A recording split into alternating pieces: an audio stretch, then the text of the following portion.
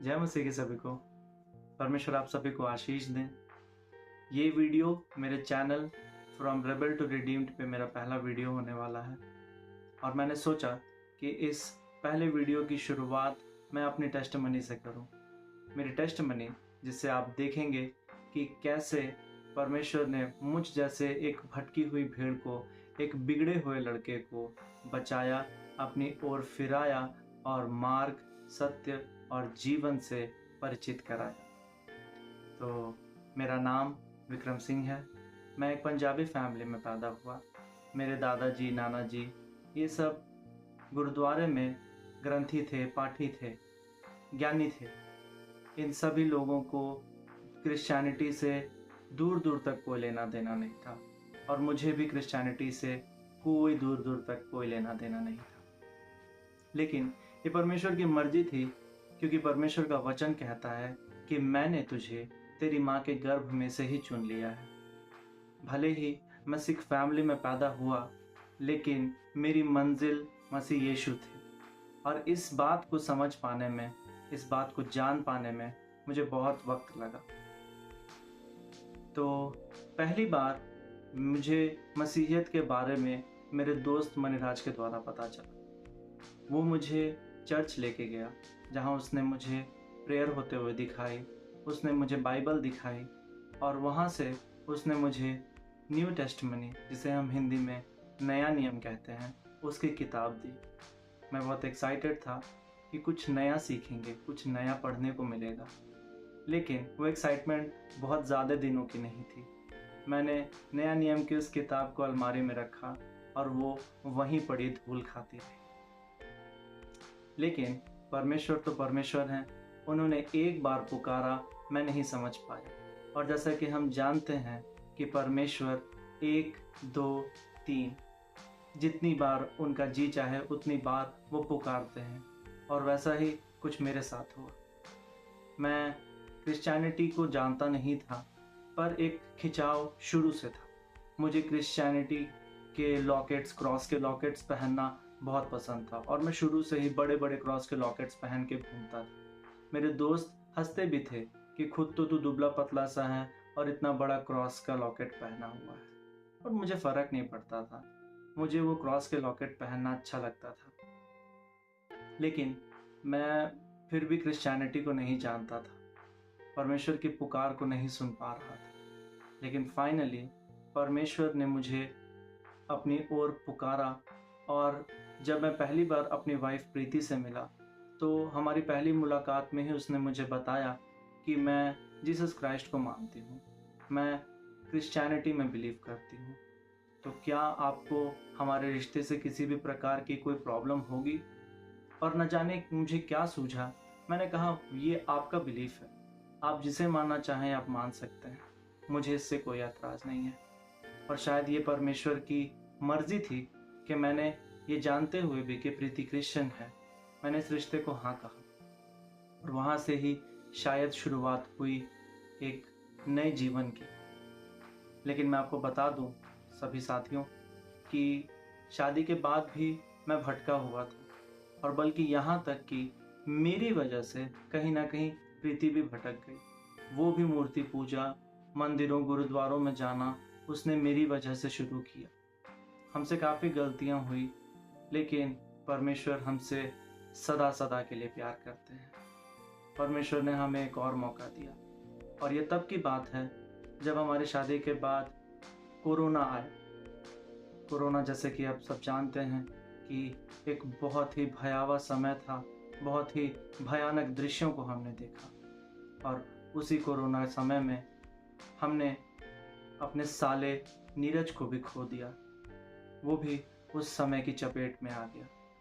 और जब हम अपने घर बहुत सारी मुश्किलों के बाद, ना ट्रेन की टिकट मिल रही थी, ना फ्लाइट्स की टिकट मिल रही थी, फिर भी हम किसी प्रकार घर पहुँचे, तो हमने सोचा कि क्योंकि हम महाराष्ट्र से जा रहे हैं और ये उस समय का रेड जोन हुआ करता था, तो हमने सोचा कि हम एक कोविड का टेस्ट करा लेंगे।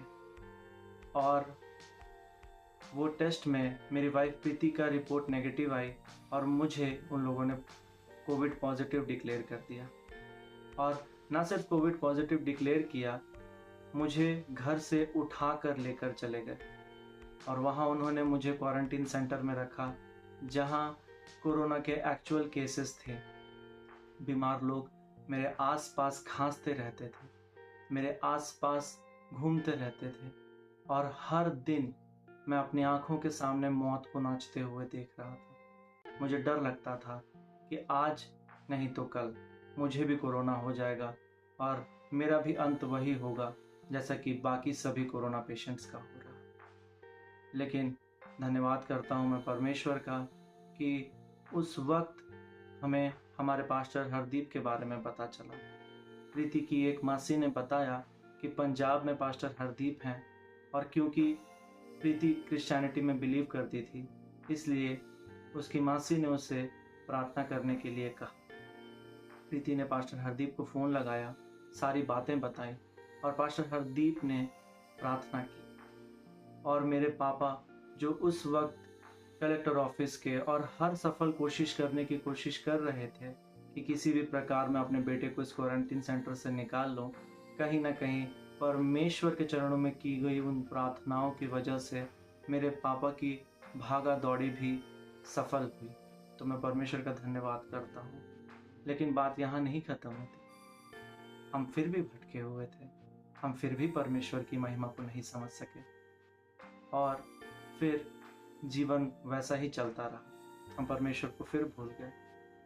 हमारी शादी को 3 साल हो चुके थे और अब हम बेबी के लिए ट्राई कर रहे थे। मैं चाहता था कि हमारा बेबी हो जाए क्योंकि 3 साल हो चुके थे। हम ट्राई कर रहे थे, ना मुझे कोई प्रॉब्लम ना प्रीति को कोई प्रॉब्लम, फिर भी हमारा बच्चा कंसीव नहीं हो पा रहा था। हम परेशान हो गए और एक दिन जब रात को मैं सो रहा था, तब प्रभु यीशु मसीह ने मुझसे आकर कहा कि तू क्यों इधर उधर भटकता है, तो मुझसे मांग तो मैं तुझे क्यों ना दूंगा। और आप यकीन जानिए सभी साथियों कि हमने प्रार्थना की, हमने पास्टर हरदीप को फ़ोन किया और उनसे इस विषय पर प्रार्थना कराई और पास्टर हरदीप ने प्रोफेसी की कि मैं आपके जीवन में बेबी की आशीष के द्वार को खुलता हुआ देख रहा हूँ। और यकीन जानिए मेरे दोस्तों कि वो प्रार्थना करने के बाद तीसरे दिन जब हमने प्रेगनेंसी का टेस्ट किया तो टेस्ट पॉजिटिव आया। हम बहुत खुश थे और मैं तो इतना एक्साइटेड हो गया था कि एक तो परमेश्वर ने मुझसे बातें की और दूसरा हम बेबी चाहते थे, हमें बेबी की आशीष मिली। और 27 मार्च 2022 को मेरा बेबी इस धरती पर आया जिसका नाम हमने जोसेफ रखा। तो वो मौका था जिसके बाद मैंने ये ठान लिया कि प्रभु यीशु मसीह के अलावा, उस प्रभु के अलावा जिसने मुझसे बातें की, उस प्रभु ने मेरी तरफ हाथ बढ़ाया जब मुझे वाकई ही एक बेबी की बहुत ज़रूरत थी। तब उन्होंने कहा कि मुझसे मांग, मैं तुझे दूंगा। तो तब से मैंने ठान लिया कि मैं प्रभु यीशु मसीह के अलावा और किसी की ओर भी मुड़कर नहीं देखूंगा। और 16 सितंबर 2023 को मैंने बैप्टिज़्म लिया पास्टर हरदीप के द्वारा और तब से मैंने कभी भी पीछे मुड़कर नहीं देखा। तो मित्रों, मैं आपसे कहना चाहता हूँ कि भले ही हम क्रिश्चियनिटी को नकारते रहें, भले ही हम सच्चाई को नकारते रहें, भले ही हम प्रभु यीशु मसीह को ना स्वीकार करें, लेकिन अगर क्योंकि उन्होंने हमें अपने माँ के गर्भ में से ही चुन लिया है तो वो हमारा इंतज़ार ज़रूर करते हैं। मुझे कई बार बुलाने के बावजूद भी जब मैं नहीं समझा तो फाइनली उन्होंने मुझसे बात की। मेरे बेबी की आशीष के द्वारा उन्होंने मेरी ज़िंदगी में मसीहियत के दरवाजे खोले और आज मैं क्रिश्चियन हूँ। मैं प्राउड से कहता हूँ कि मैं क्रिश्चियन हूँ। मेरा जन्म भले ही सिख फैमिली में हुआ हो, लेकिन मैंने अपनी चॉइस से सत्य को चुना है जो कि प्रभु यीशु मसीह है और मुझे अपने इस फैसले पर कोई भी शर्मिंदगी नहीं है बल्कि हर्ष और उल्लास है। तो मैं परमेश्वर का बहुत बहुत धन्यवाद करता हूँ कि भले ही हम क्यों ना भटके रहें, भले ही हम क्यों ना परमेश्वर का इनकार करते रहें, लेकिन जिसे उन्होंने चुना है वो उसे अपने बाड़े में सुरक्षित लाते ही लाते हैं, क्योंकि वही सच्चे चरवाहा हैं, वही सच्चे गडरिया हैं और हम सब उनकी भेड़ें हैं जिन्होंने उनका स्वर सुना है, जिन्होंने उनकी आवाज़ को सुना है और उनके पीछे हो लिए हैं। तो मित्रों, आइए हम हागे 2:19 वचन देखते हैं, जहाँ परमेश्वर ने कहा है कि मैं आज के दिन से तुम्हें आशीष देता रहूँगा।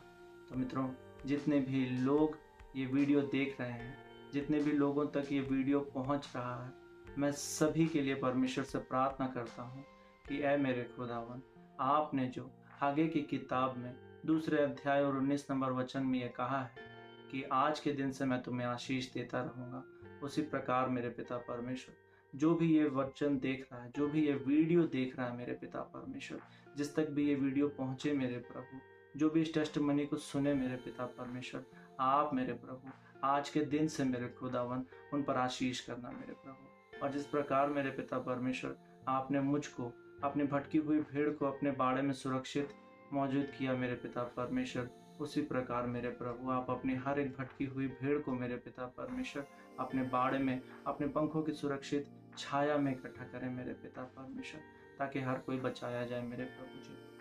आपने कहा है मेरे पिता परमेश्वर, आपका वचन है मेरे प्रभु जी कि भले ही तुम्हारे गुनाह लाल रंग के क्यों ना हो, मैं उन्हें हीम के समान श्वेत कर दूंगा, और भले ही वे अर्गवानी रंग के हों, मैं उन्हें ऊन के समान उजला बना दूंगा। ऐ मेरे खुदावन, ऐ मेरे प्रभु यीशु मसीह नासरी, आपके अलावा कौन है मेरे प्रभु जो हमारे गुनाहों को क्षमा कर सकता है मेरे पिता परमेश्वर। मेरे खुदावन, जो भी मेरे प्रभु इस वीडियो को देख रहा है मेरे पिता परमेश्वर, खुदावन उनके गुनाहों को क्षमा कर, और जिस तरह से मेरे पिता परमेश्वर आपने मुझे चुना, मुझे अपने बाड़े में इकट्ठा किया, उसी प्रकार मेरे पिता परमेश्वर हर एक को इकट्ठा करे। Thank you so much my Lord Jesus Christ. आपसे प्रार्थना में हमने जो कुछ भी मांगा मेरे खुदावन, वो आपने स्वर्ग में सुना, कबूल किया और हमें दे दिया। हम विश्वास करते हैं। हम सारा आदर, सारी महिमा आपके जलाले नाम को देते हैं। मांगते हैं आपके प्यारे बेटे, हम सब के उद्धार करता प्रभु यीशु मसीह नासरी के नाम से, आमीन आमीन।